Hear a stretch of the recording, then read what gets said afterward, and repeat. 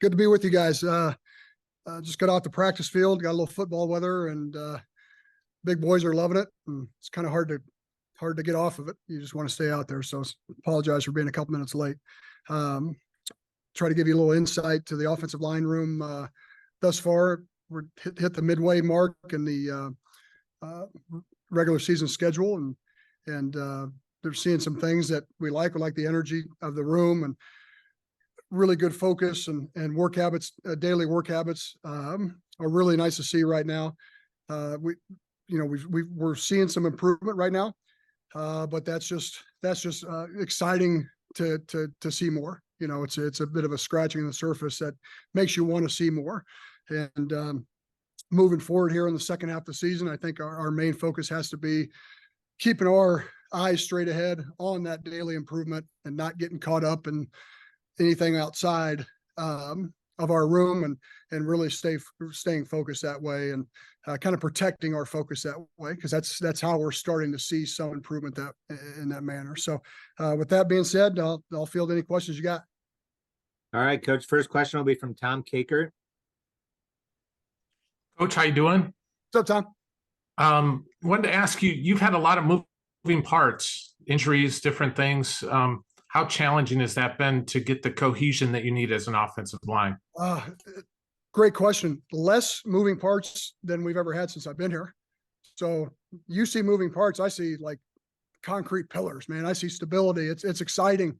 We've had less movement. The last 2 or 3 weeks, we've had some situations where, say, this guy may not go, got to move a couple guys, but we've seen way less. We've seen more consistency from the offensive line room that way, that availability.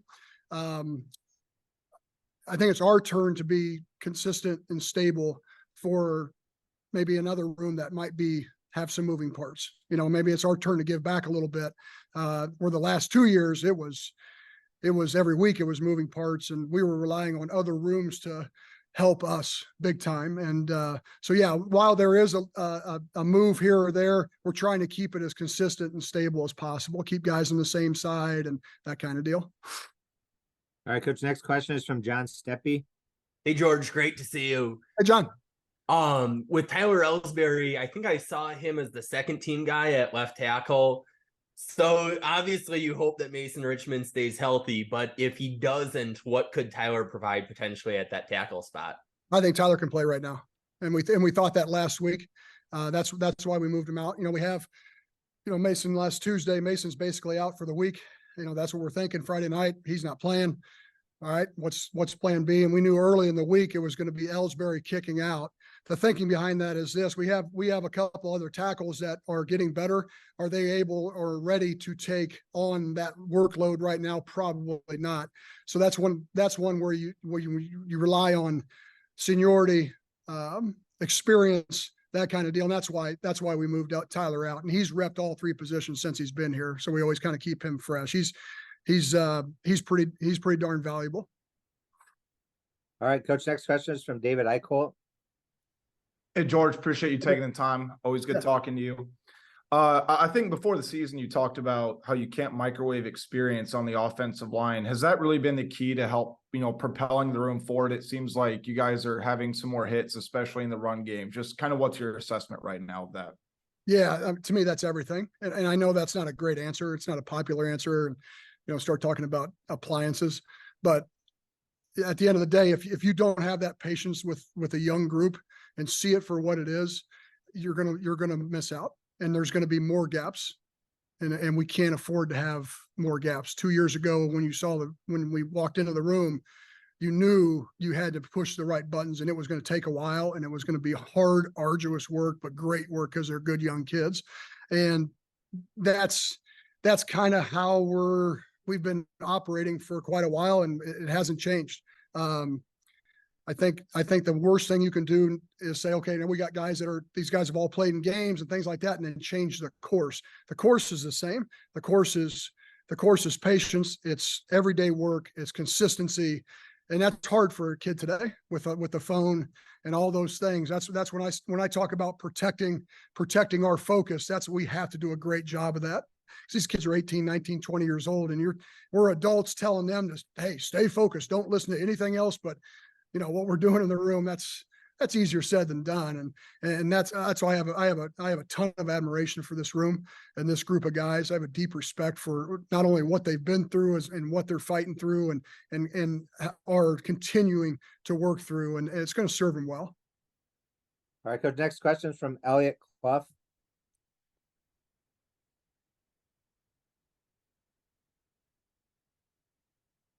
Can't hear you, Elliot. Sorry, bud. Sorry There you about go. that. I was focused on the question. Good morning, George. I don't think we've met, so nice to meet you. Awesome. You mentioned in your opening statement that you're seeing improvement. Is there any particular place or facet of your group that you're really seeing improvement, maybe the most, or where are you seeing it generally? Yeah, that's a fair question. I think overall, I think it starts outside of the room or outside of the field. I think it starts on how guys carry themselves, being consistent every day, entering the building with an energy, being available more, studying more, just being more invested. And I think that's where it starts. And then the chemistry in the room, that's probably the biggest jump we've made. But that happens naturally as long as you keep things tight and keep them focused. And then on the field, now you're talking, in the run fundamentals, our pad level's getting better. Our first steps are getting better. We're using our eyes better. A lot of mistakes that you see, a lot of times comes down to the eyes, and it's simple. You want to coach everything else. You want to coach the feet, the pads, all that stuff, and the elbows. But sometimes you forget the most important part, that your eyes lead the block. And with young guys, they're trying to pick up all the base fundamentals. Then they start adding the eyes later, and then it starts picking up. So, we're seeing a lot of we're better targeted on our blocks in the run game. And I think in the pass game, we're using our hands more, getting a little bit more separation. We've got a ton of work to do. I mean, we're not close to where we want to be in November. But yeah, those are probably the two biggest areas I've seen. All right, next question is from Chad Leistico. Hey, good morning, George. Okay. The last two matchups against Wisconsin have not produced a ton of yards. I think barely 300 in the last two total. But you said the line is improving. So what opportunities maybe do you see this week for, especially with an inexperienced quarterback? What can the line do to kind of help you guys win this matchup? I think we got to do what we've attempted to do the last 3 or 4, 5, 6 games is make sure we're assignment correct, make sure that we're working together, communication. We see different fronts, something comes up, that we're on the same page as the quarterback, that we're following his lead with his calls and things like that. But as far as stats are concerned, I don't get too caught up in the numbers, because numbers usually involve more than one group. So for me to, as an offensive line coach, get enamored with hey, we want to get this certain number of this and this, I think that is a real gray way to approach it. I know it's fantasy football, but it's if I'm talking to my guys, we got to do our fundamentals correct, do our assignments correct, and be accountable for what we have to do. We got to mow our freaking lawn. You know what I mean? We can't be looking over in the neighbor's yard. We got to take care of our business and do that better. We got to do our part better, because we have a ton of improvement to make. All right, next question is from Scott Docterman. Along those lines, George, I looked at week 1, and there were a lot of makeable blocks that you guys missed, especially on counters, that probably made you want to pull the rest of your hair out if you had any left by the end of the day.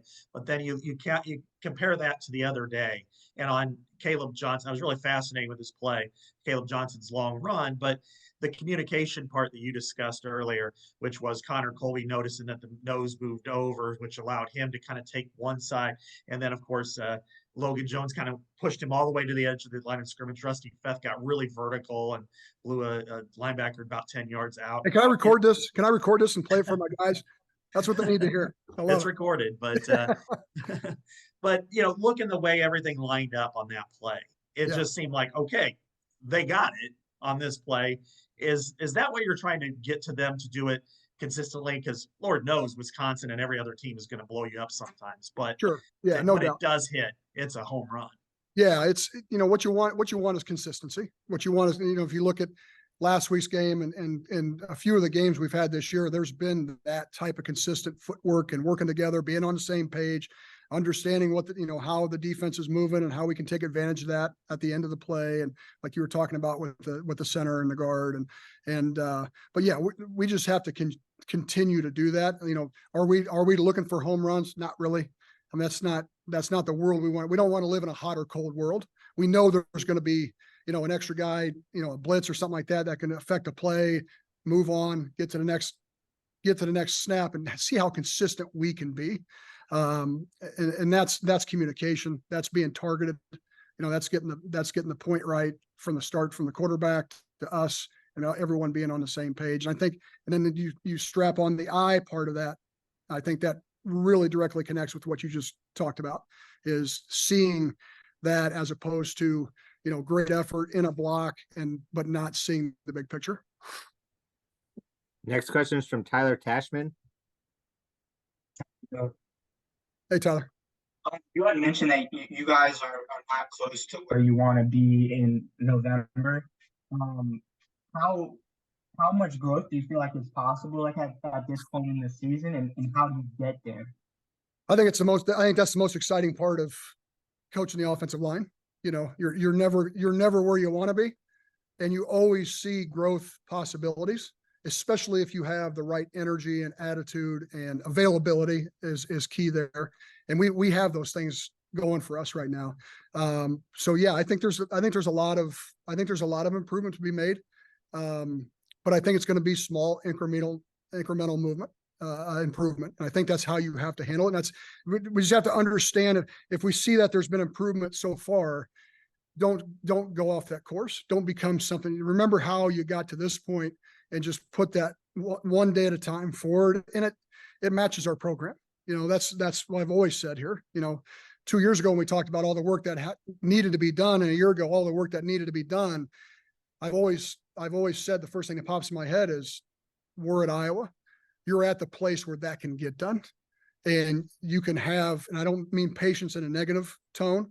You can have patience and do it right and build the layers right, and just follow that process. You never want to be playing at your optimum and then falter down as October and November hit. You always want to be raising your play. And if you look at our line play the last 2 years, that's probably one thing that we did a fairly good job of, is improving as the season went. I think we're more equipped to do that even more now, because we have more availability, more people playing, and a little bit more experience. John Steppe. How have you seen Rusty Feth make the transition from the smaller but still FBS level to now Easy Big Ten? Easy on the Mac. Yeah. But when you have a guy who's had 30 some career starts, how much of a luxury is that when you have a few injuries? Huge. Rusty Feth helped change our room the day he decided to come. The big mistake he made is he went back, right? And he wasn't here. So he scared the hell out of everybody. And everybody got there. Everybody's like, hey, we're going to get to work here. We just saw this dude. This guy's played a lot of football, And so he helped the room just at that second, because everyone upped their investment, in my opinion. And I'm not putting it all on Rusty, but like, that helps when you have that seniority and things like that. And then he comes in the room, and then the way he carries himself, I knew him when he was a sophomore in high school, but he's grown up a little bit extra facial hair. But the way he carries himself and acts in the room, that's huge. When you have tough days, tough plays, he's real steady. So that part of it is huge. And then you take his individual improvement. He's really starting to come into his own a little bit. You can see the thinking in detail get a little bit less, and a little bit more rhythm and just feeling. And while he's playing, you're starting to see a little bit of his attitude when he plays. And I think that's what was missing a little bit early, and rightfully so, because he was still trying to get everything lined out and routine and campus and new. But now he's starting to hit his stride a little bit, and I'm just glad he's here. Tom Kaker. Wanted to ask you about some of the freshmen. I saw Cade out there working a little bit second team pregame. What about him? Jones, Lauk, some of those guys, and how they've developed so far this year. All up. I like him, man. From day one, I know him because I recruited him, but I just like the way they carry themselves. These guys love football. They like to hit. They like to compete. Multi-sport guys, defensive players. I like that defensive mentality. Coming over to offense, like Cade Peeper, this kid, oh, is he big enough? I don't know. He'll be okay. This kid likes to compete. But that's that whole group. There's a lot of people coming to me talking about them. Like, hey, that scout group is the best we've ever had. And they're really playing hard. And of course I go in there and rip them up a little bit so they don't get fat and happy on us. But watching cause I watch their film every night. I really enjoy that because they're improving. They're doing a good job. And how do you not, blocking that D line every day? So, but yeah, their attitudes, they're just how they go about they're blue collar, man. They like to work, like to roll up their sleeves. They don't mind contact. And yeah, it's a fun group. Elliot. So with the quarterback change, Deacon Hill coming in, obviously Cade was hampered a little bit with that injury he suffered during camp. Do you look at that positively and try to think of it? Oh, well, our quarterback's a little bit more mobile. That makes things a little bit easier on us. What are the positives, negatives that you're really dealing with right now? Whether it's communication, the fact that he's mobile, etc. Yeah, I'm mowing our own lawn. I really don't. It doesn't even register to me, to be honest with you. It's just if we just worry about our own room, and we got plenty to worry about and plenty to stay focused on, and we just keep doing that daily, and each room does that. I think we'll like the results. I think if now we can block a certain way on this. That's out of my jurisdiction. That's a coordinator's job to figure out all that matching. My job is to get my offensive line ready to play for the coordinator, and that's it. So I'm sorry, but that's just how I got some blinders now. All right, 3 more questions, Coach. First one is from Chad Leistico. How would you assess your right tackle play so far with Jennings and, through 6 games? I know, this is really the first time he's played right tackle for the Hawkeyes. And also, like, the guy we get the most questions about is Dajon Parker. And we have no idea how he's developing behind the scenes. So if you could speak to that as well, that'd be great. Yeah, I'll talk about Dajon first. Dajon's been on a bumpy road, and you wouldn't know it. You wouldn't know it talking to him. You wouldn't know it watching him practice. He came in early, got injured in the first week of conditioning, was out for quite a while, got going for spring ball, first day of spring ball, had an injury again, out for a while, surgical, missed part of summer. So it's all the development, because we knew when Dajon came in, he was going to need some of that development, especially with the lower body. His lower body was a little bit behind his upper. So we knew every day was going to count. And then all of a sudden we got all those days taken away. And most importantly, he got those days taken away. Never flinched, everyday guy. And now he's kind of back on that upward trend, and he's working hard, and he's showing up every day. He's playing from behind a little bit right now, but he's another guy that him sitting in that room and him giving advice to kids that are 4 years younger than him, invaluable. My only wish for him is he didn't miss all that time, so he could taste kind of what Rusty's tasting right now, because he's plenty good enough. So we'll see how it goes. There's quite a bit of season left here, and we're just going to keep working day by day with him. As far as Jennings is concerned at the right tackle, not to be Mr. Positive, but I think for a first year tackle who thinks a lot and is way smarter than I am, I think he's doing a damn good job. I think he's really starting to feel the game a little bit. He still has his moments where you can tell he's a little bit methodical, probably not dissimilar to Logan Jones last year at center. I think there's a little bit of similarity to that at times. And I think if you tried to judge him too early, I think that would be a shame. I think we're seeing that with Logan right now. But yeah, he's also doing some things probably better than I thought he was going to do. He's got good athleticism. He can move his feet, and he likes contact. He likes the physical part of the game. He's starting to have a better pre-snap plan. Those are the things when that pre-snap plan starts to become natural, as opposed to thinking through it every time. And I think it's becoming more natural every day. I think we're going to see him just continue to flourish and raise his play. But I've been happy with Jennings. Scott Docterman. Wanted to ask about Connor Colby and, last year, trying to push him out to right tackle just didn't work out well for him, but it seems like he's really hitting his stride at guard, especially when he's running counter. He can really displace people when he's pulling. What has led him to this point? Is it just purely maturity and growing and doing the same thing repetition wise over and over again, or has he taken that jump? And if so, what has kind of propelled him to be this kind of upper echelon player? I think. Yeah, I think the biggest thing with him when you look at Connor's story and his time here, you never want to go back and change anyone's past because it leads to the future. But the fact that he played so early, I mean, the kid was a high school senior, and he came on campus and he's starting for the Hawks. Like that's not, and he's probably not good enough to be doing it. It's a tough one. And I admire everything he did that year and how he handled himself. And that's why, he was raised the right way. He's a special kid, like just a really cool kid. But then you think, do you have it figured out as a young kid like that? Or did you kind of survive it a little bit, and then he's getting pumped up a little bit outside. Then he comes in the second year, and then because of injuries, we got to move positions. And that was a tough year for him in multiple accounts. I think if he had stayed at guard, it might've been a tough year because of that slack where he wasn't quite sure how good he was, as opposed to being down on a scout team with Coach Parker and Coach Wallace and Coach Bell.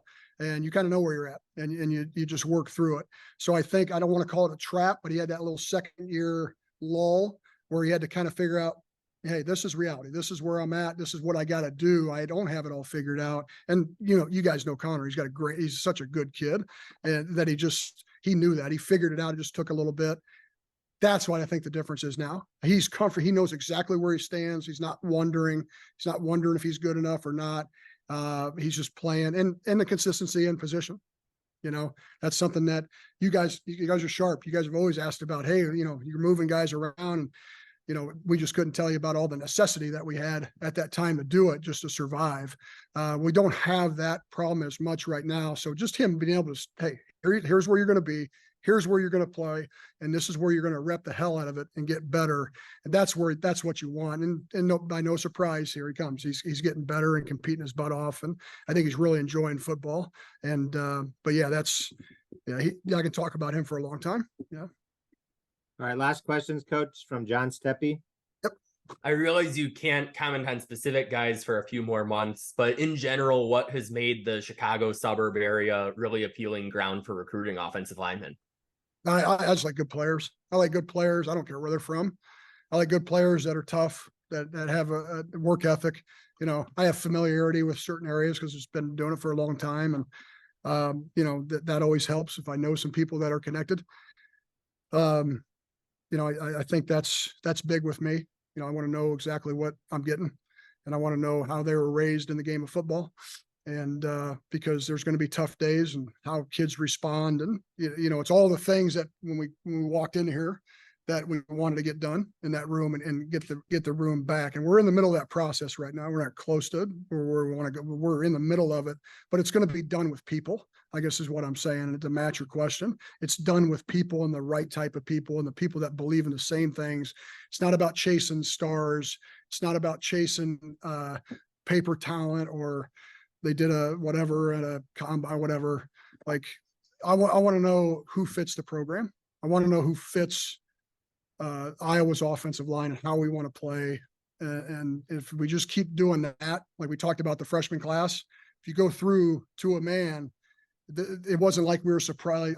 I'm not surprised that they're doing what they're doing because I knew exactly how they were brought up in the game and brought up at home and their work ethic and, just the type of guy they are. So as far as like certain areas, yeah, there's, but a lot of it's, if I have familiarity with people or if I know the coach or if I know that helps. All right, perfect. Thank you for your time, Coach. Got it, guys. Appreciate you.